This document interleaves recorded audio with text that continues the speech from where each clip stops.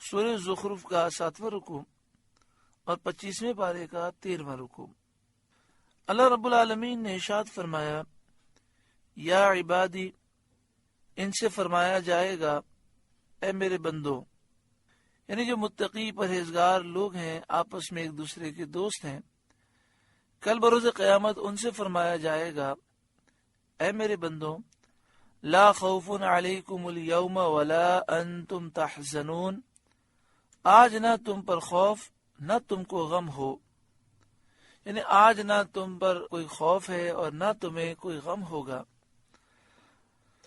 الذین آمنوا بآیاتنا وکانوا مسلمین، وہ جو ہماری آیتوں پر ایمان لائے اور مسلمان تھے، یہ فضیلتیں انہیں حاصل ہوں گی جو مومن تھے، نیک صالح تھے۔ ادخلوا الجنت انتم وازواجکم تحبرون، داخل ہو جنت میں تم اور تمہاری بیویاں اور تمہاری خاطریں ہوتی، یعنی تم جنت میں داخل ہو جاؤ، تمہاری بیویاں جنت میں داخل ہو جائیں، جنت میں تمہاری مہمان نوازی ہوگی، یعنی جنت میں تمہارا اکرام ہوگا، نعمتیں دی جائیں گی، ایسے خوش کیے جاؤ گے کہ تمہارے چہروں پر خوشی کے آثار نمودار ہوں گے۔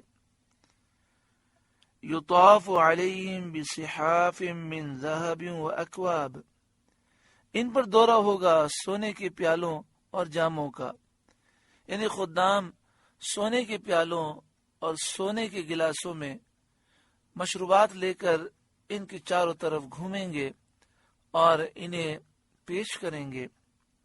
وَفِيهَا مَا تَشْتَهِيهِ الْأَنفُسُ وَتَلَذُّ الْأَعْيُنُ، اور جنت میں جو جی چاہے اور جس سے آنکھ کو لذت پہنچے، یعنی جنت میں انہیں وہ نعمتیں ملیں گی جو ان کا دل چاہے گا، اور وہ نعمتیں ہوں گی جنہیں دیکھ کر ان کی آنکھوں کو لذت ملے گی، یعنی انواع و اقسام کی نعمتیں ہوں گی۔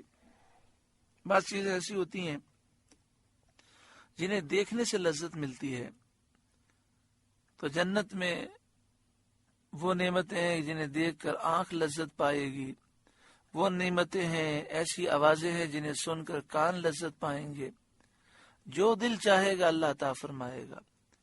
وَأَنْتُمْ فِيهَا خَالِدُونَ، اور تم اس میں ہمیشہ رہو گے۔ وَتِلْكَ الْجَنَّةُ الَّتِي أُورِثْتُمُوهَا بِمَا كُنْتُمْ تَعْمَلُونَ، اور یہ ہے وہ جنت جس کے تم وارث کیے گئے اپنے اعمال سے، یعنی فرمایا جائے گا تم نے جو نیک کام کیے اس کی وجہ سے یہ جنتیں تمہیں عطا کی گئیں۔ اللہ رب العالمین ہمیں بھی نیک اعمال کرنے کی توفیق عطا فرمائے۔ لَكُمْ فِيهَا فَاكِهَةٌ كَثِيرَةٌ مِّنْهَا تَأْكُلُونَ، تمہارے لیے جنت میں بہت میوے ہیں کہ ان میں سے کھاؤ۔ جنتی درخت پھلدار ہیں اور ہمیشہ پھلدار رہیں گے، ان کی زیب و زینت میں فرق نہیں آتا۔ حدیث شریف میں ہے کہ اگر کوئی ان سے ایک پھل لے گا تو درخت میں اس کی جگہ 2 پھل نمودار ہو جائیں گے، یعنی جنت کی نعمتوں میں کمی نہیں ہے، زوال نہیں ہے، ایک پھل توڑیں گے تو اس کی جگہ 2 پھل آ جائیں گے۔ ان المجرمین فی عذاب جہنم خالدون، بے شک مجرم جہنم کے عذاب میں ہمیشہ رہنے والے ہیں۔ یہاں مجرم سے مراد کافر ہیں، کافر ہمیشہ جہنم میں رہیں گے۔ لا یفتر عنہم وہم فیہ مبلسون، وہ کبھی ان پر سے ہلکا نہ پڑے گا اور وہ اس میں بے آس رہیں گے، یعنی کافر جہنم میں داخل ہوں گے، عذاب ان سے کبھی ہلکا نہیں ہوگا اور انہیں نہ جہنم سے نکلنا ہوگا، نہ انہیں جہنم سے نکلنے کی امید ہوگی، رحمت کی امید سے وہ مایوس ہوں گے۔ وما ظلمناہم، اور ہم نے ان پر کچھ ظلم نہ کیا، ولکن کانوا ھم الظالمین، ہاں وہ خود ہی ظالم تھے کہ سرکشی اور نافرمانی کر کے اس حال کو پہنچے۔ یعنی جہنم میں لوگ جو جائیں گے اپنے اعمال کی وجہ سے جائیں گے۔ وَنَادَوْا يَا مَالِكُ، اور وہ پکاریں گے اے مالک، یعنی جہنم کے خازن حضرت مالک جو فرشتے ہیں ان کو جہنمی پکاریں گے۔ وَنَادَوْا يَا مَالِكُ، اور وہ پکاریں گے اے مالک، لِيَقْضِيَ عَلَيْنَا رَبُّكَ، تیرا رب ہمیں تمام کر چکے، یعنی اے مالک آپ اپنے رب سے یہ درخواست کریں کہ آپ کا رب ہمیں مار دے، موت دے دے۔ حضرت مالک سے درخواست کریں گے کہ وہ اللہ تبارک و تعالی سے ان کی موت کی دعا کریں۔ قال انکم ماکثون، وہ فرمائیں گے تمہیں تو ٹھہرنا ہے، کہ تمہیں ہمیشہ عذاب میں رہنا ہے، کبھی اسے رہائی نہ پاؤ گے، نہ تمہیں موت آئے گی، نہ کسی اور طریقے سے تمہیں نجات مل سکتی ہے۔ اس کے بعد اللہ تعالیٰ اہل مکہ سے خطاب فرماتا ہے، لَقَدْ جِئْنَاكُمْ بِالْحَقِّ، اے اہل مکہ بے شک ہم تمہارے پاس حق لائے، اپنے رسولوں کی معرفت، وَلَكِنَّ أَكْثَرَكُمْ لِلْحَقِّ كَارِهُونَ، مگر تم میں اکثر کو حق ناگوار ہے، تم حق کو پسند نہیں کرتے۔ ام ابرموا امرا فإنا مبرمون، کیا انہوں نے اپنے خیال میں کوئی کام پکا کر لیا ہے تو ہم اپنا کام پکا کرنے والے ہیں۔ یعنی کفار مکہ نے اپنے خیال میں کوئی منصوبہ پختہ کر لیا ہے، نبی کریم صلی اللہ علیہ وآلہ وسلم کے ساتھ مکر کرنے اور فریب سے ایذا پہنچانے کا، کیا انہوں نے منصوبہ پختہ کر لیا ہے؟ اور در حقیقت ایسا ہی تھا کہ کفار قریش دار الندوہ میں مشورے کے روم میں جمع ہو کر حضور سید عالم صلی اللہ علیہ وآلہ وسلم کی ایذا رسانی کے لیے ہیلے سوچتے تھے، اور وہی سوچتے تھے کہ حضور کو کس کس طرح تکلیف دی جائے۔ ام یحسبون انا لا نسمع سرهم ونجواهم، کیا اس گھمنڈ میں ہیں کہ ہم ان کی آہستہ بات اور ان کی مشورت نہیں سنتے؟ یعنی کافر کیا سمجھتے ہیں کہ یہ جو آہستہ آہستہ مشورہ کرتے ہیں اللہ تعالیٰ ان کی بات نہیں سنتا، ہم ضرور سنتے ہیں، پوشیدہ ظاہر ہر بات جانتے ہیں، ہم سے کچھ نہیں چھپ سکتا۔ بلا، ہاں کیوں نہیں، ہم ضرور سنتے ہیں۔ وَرُسُلُنَا لَدَيْهِمْ يَكْتُبُونَ، اور ہمارے فرشتے ان کے پاس لکھ رہے ہیں۔ قل، اے محبوب آپ فرمائیے، ان کان للرحمن ولد، بفرض محال رحمان کے کوئی بچہ ہوتا، فانا اول العابدین، تو سب سے پہلے میں پوچھتا، لیکن اس کے بچہ نہیں اور اس کے لیے اولاد محال ہے۔ یہ نفی ولد میں مبالغہ ہے، یعنی یہ جو فرمایا گیا کہ اگر بفرض محال رحمان کے کوئی بچہ ہوتا، اللہ تعالیٰ اولاد سے پاک ہے، تو اس میں نفی ولد میں مبالغہ ہے، یعنی ہرگز اللہ کے یہاں اولاد نہیں ہو سکتی۔ شان نزول نضر بن حارث نے کہا تھا کہ فرشتے اللہ کی بیٹیاں ہیں۔ اس پر یہ آیت نازل ہوئی تو نضر کہنے لگا، دیکھتے ہو قرآن میں میری تصدیق آ گئی۔ ولید نے کہا، تیری تصدیق نہیں ہوئی، بلکہ یہ فرمایا گیا کہ رحمان کے ولد نہیں، اور میں اہل مکہ میں سے پہلا مواحد ہوں اس سے ولد کی نفی کرنے والا۔ یعنی نضر بن حارث یہ ان کافروں میں سے تھا جو فرشتوں کو اللہ کی بیٹیاں مانتا تھا، اور ولید یہ وہ شخص تھا جو اللہ تعالیٰ کے لیے اولاد کا قائل نہیں تھا۔ تو نضر بن حارث کہنے لگا کہ جب یہ آیت نازل ہوئی کہ اے محبوب آپ فرمائیے بفرض محال رحمان کے کوئی بچہ ہوتا تو سب سے پہلے میں پوچھتا، تو نضر بن حارث کہنے لگا کہ دیکھو قرآن نے میری تصدیق کر دی۔ تو ولید نے کہا کہ تو کلام کو سمجھا نہیں، یہ تصدیق نہیں ہوئی، بلکہ اس میں اور مبالغہ کیا گیا کہ اللہ کے ہاں کوئی اولاد ہو ہی نہیں سکتی۔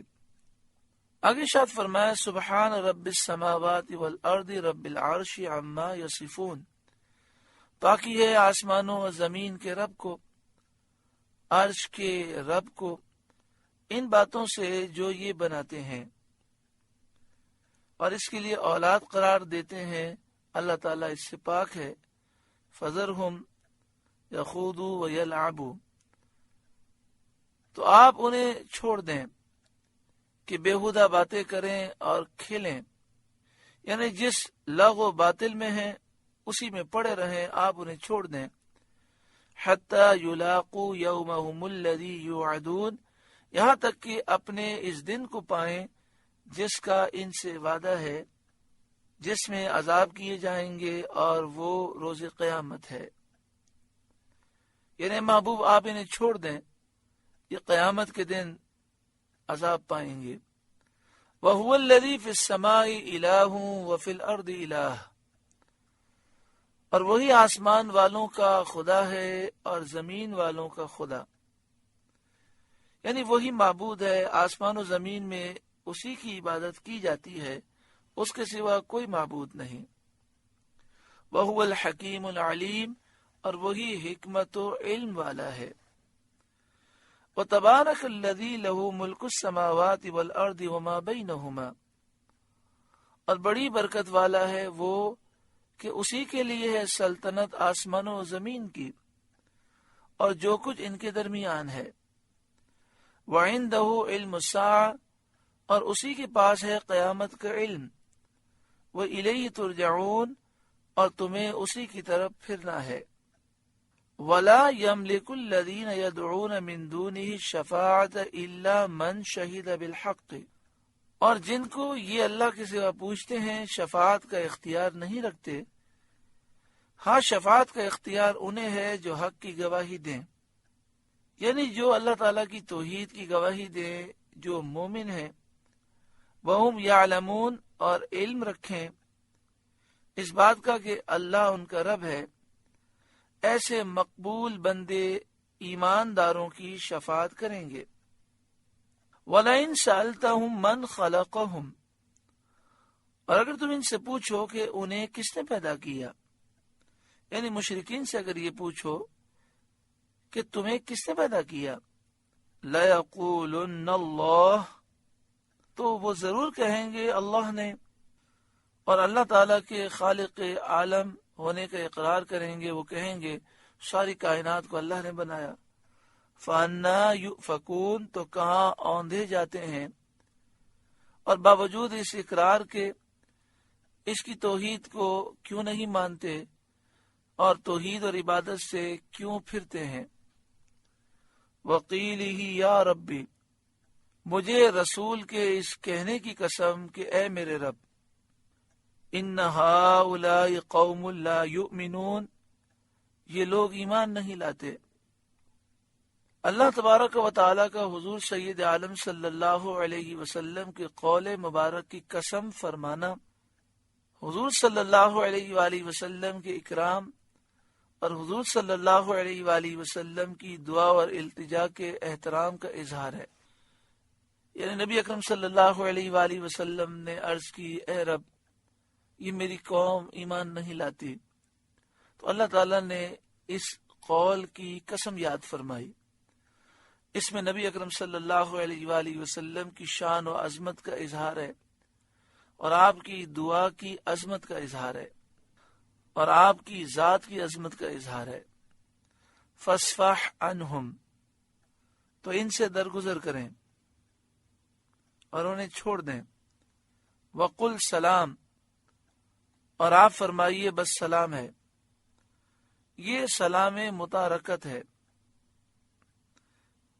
اس کے معنی یہ نہیں ہوتے کہ آپ ان کو سلام کریں، بلکہ اس کے معنی یہ ہیں کہ محبوب آپ ان سے فرما دیں کہ ہم تمہیں چھوڑتے ہیں اور تم سے امن میں رہنا چاہتے ہیں، یعنی نہ تم ہمیں چھیڑو نہ ہم تمہیں چھیڑتے ہیں، ہم تم سے امن میں رہنا چاہتے ہیں۔